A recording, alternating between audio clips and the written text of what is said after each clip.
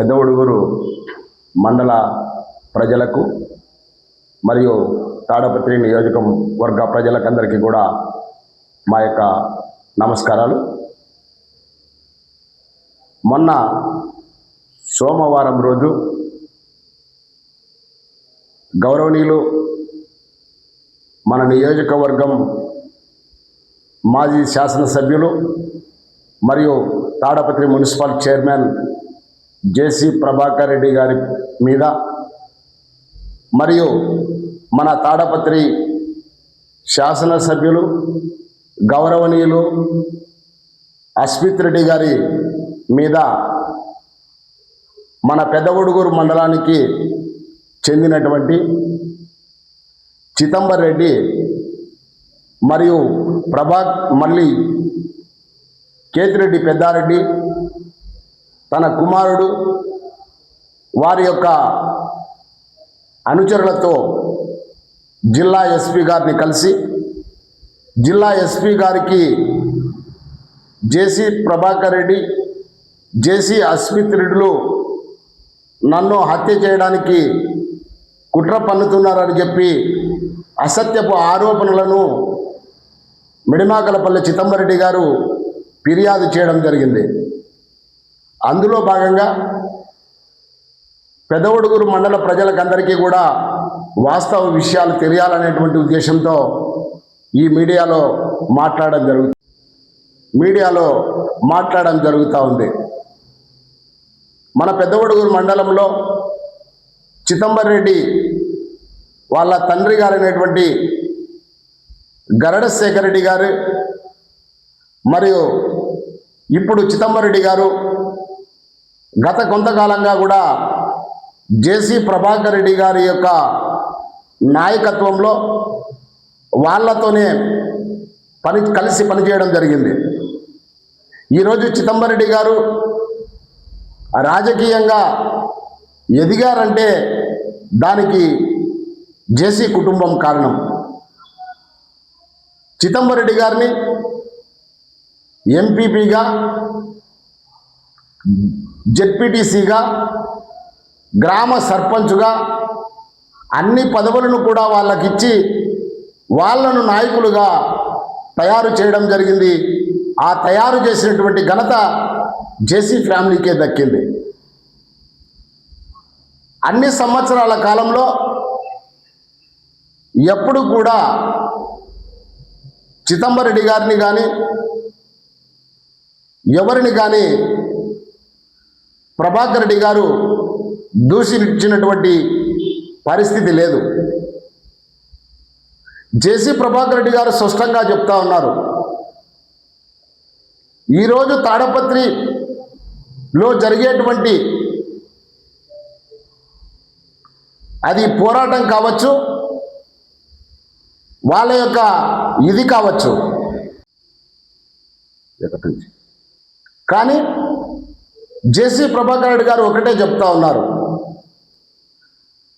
గత 5 సంవత్సరాలలో వైఎస్ఆర్ ప్రభుత్వము ఉండగా కేతిరెడ్డి పెద్దారెడ్డి గారు ఎమ్మెల్యేగా కొనసాగుతూ తాడపత్రి నియోజకవర్గంలోని తెలుగుదేశం పార్టీకి సంబంధించినటువంటి నాయకుల మీద, కార్యకర్తల మీద కక్ష కట్టి తిరిగి వాళ్ళు ఆ పార్టీలో కొనసాగకుండా చేయాలనేటువంటి దురుద్దేశంతో వాళ్ళ మీద కేసులు పెట్టి జైళ్లకు పంపించినటువంటి చరిత్రను మొదలుపెట్టిందే కేతిరెడ్డి పెద్దారెడ్డి గారు.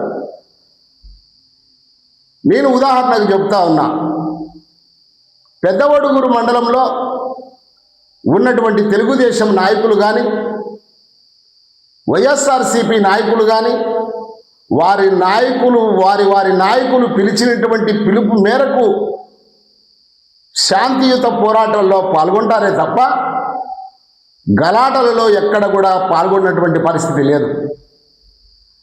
కానీ కేతిరెడ్డి పెద్దారెడ్డి గారు కక్ష కట్టి పెద్దవడుగురు మండలంలోని తెలుగుదేశం పార్టీ నాయకుల మీద తాడపత్రి ప్రబోధానంద తాడపత్రి ప్రబోధానంద ఆశ్రమంలో జరిగినటువంటి విషయంలో పెద్దవడుగురు మండలానికి సంబంధించినటువంటి తెలుగుదేశం నాయకులు గలాటాలో ఎక్కడా పాల్గొనకపోయినా వాళ్ళ మీద కేసులు కట్టి జైళ్లకు పంపించినటువంటి ఘనత మన కేతిరెడ్డి పెద్దారెడ్డి గారికి దక్కుతుంది.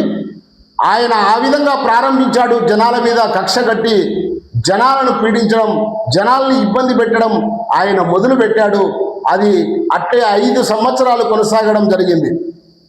మరి ఈ విషయం మీద నేను పెద్దవడుగురు వైఎస్ఆర్సీపీ నాయకులని ప్రశ్నిస్తా ఉన్నా. ఆ రోజు ఒక అన్యాయం జరిగినప్పుడు తెలుగుదేశం పార్టీకి సంబంధించినటువంటి నాయకుల మీద తప్పుడు కేసులు బనాయించేటప్పుడు మీ నాయకుడైనటువంటి కేతిరెడ్డి పెద్దారెడ్డి గారిని ఎందుకు నిరోధించలేకపోయారు? ఎందుకు మీరు అది తప్పును చెప్పలేకపోయారు? ఆ విధంగా చేసి ఉండింటే ఈరోజు మన పెద్దవడుగురు మండలంలో ఈ పరిస్థితి జరిగి ఉండేది కాదు. ఆ రోజు జరిగినటువంటి సంఘటనకు ఈరోజు బాధ్యత వహించాల్సింది మీరు, మీ యొక్క నాయకుడు కేతిరెడ్డి పెద్దారెడ్డి గారు అన్నటువంటి విషయాన్ని గమనించాల్సిందిగా మీకు మనవి చేస్తా ఉన్నా.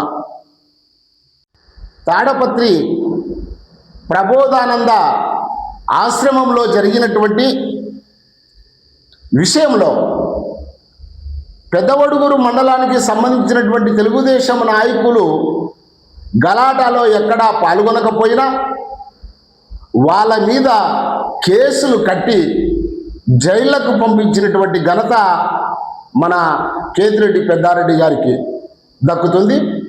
ఆయన ఆ విధంగా ప్రారంభించాడు. జనాల మీద కక్ష కట్టి జనాలను పీడించడం, జనాల్ని ఇబ్బంది పెట్టడం ఆయన మొదలు పెట్టాడు.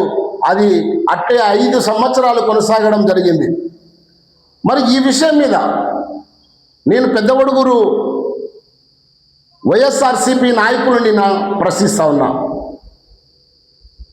ఆ రోజు ఒక అన్యాయం జరిగినప్పుడు తెలుగుదేశం పార్టీకి సంబంధించినటువంటి నాయకుల మీద తప్పుడు కేసులు బనాయించేటప్పుడు మీ నాయకుడైనటువంటి కేతిరెడ్డి పెద్దారెడ్డి గారిని ఎందుకు నిరోధించలేకపోయారు? ఎందుకు మీరు అది తప్పును చెప్పలేకపోయారు? ఆ విధంగా చేసి ఉండింటే ఈరోజు మన పెద్దవడుగురు మండలంలో ఈ పరిస్థితి జరిగి ఉండేది కాదు.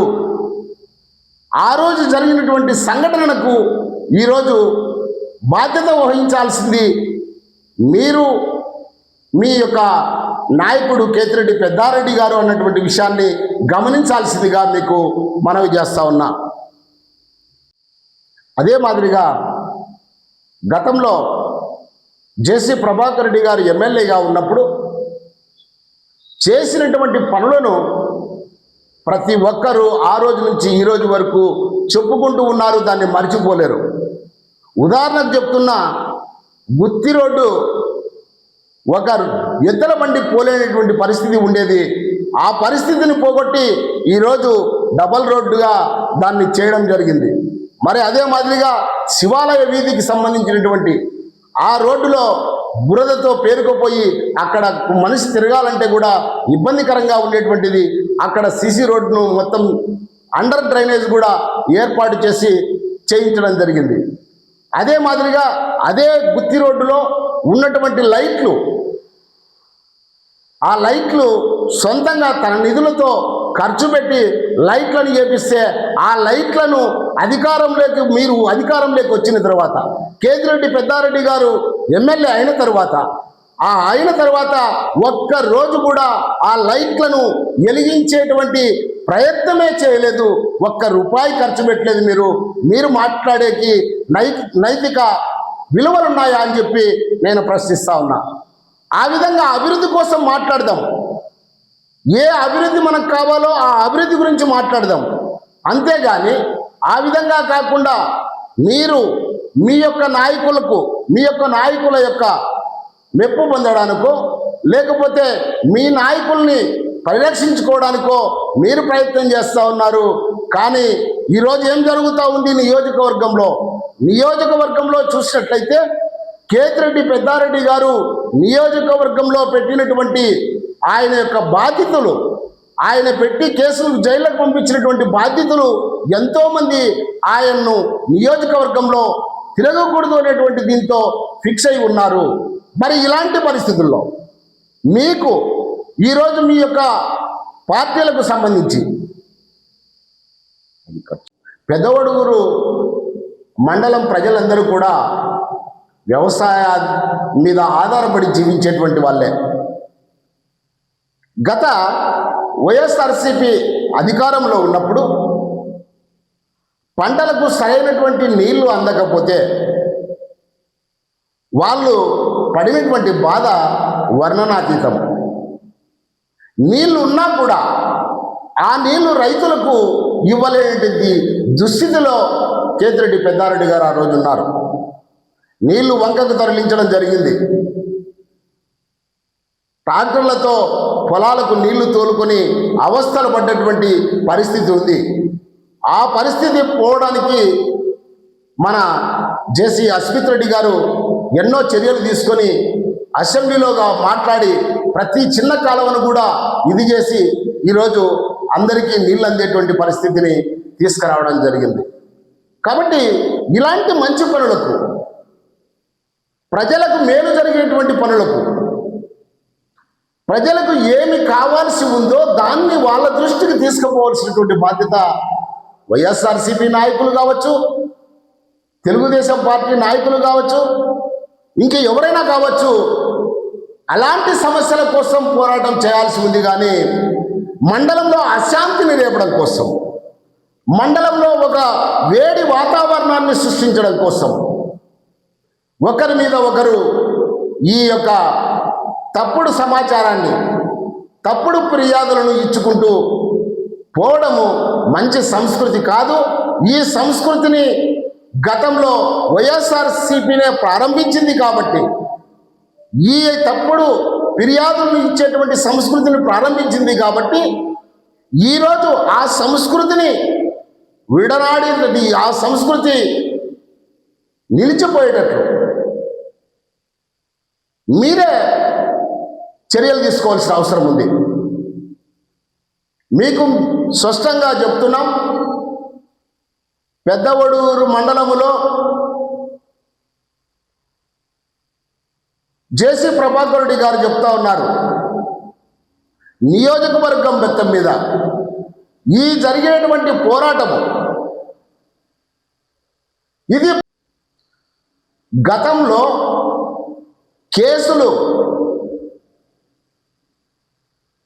తప్పుడు ఫిర్యాదులతో జైళ్లకు వెళ్ళినటువంటి కేతిరెడ్డి బాధితులు ఈరోజు అందులో జేసీ ప్రభాకర్ రెడ్డి గారు కూడా కేతిరెడ్డి బాధితుడే. కాబట్టి జేసీ ప్రభాకర్ రెడ్డి గారు స్పష్టంగా చెప్తా ఉన్నారు, ఈ యొక్క పోరాటం కేతిరెడ్డి మీద, కేతిరెడ్డి పెద్దారెడ్డి వర్సెస్ జేసీ ప్రభాకర్ రెడ్డి జేసీ వాళ్ళకు సంబంధించిందే ఇది.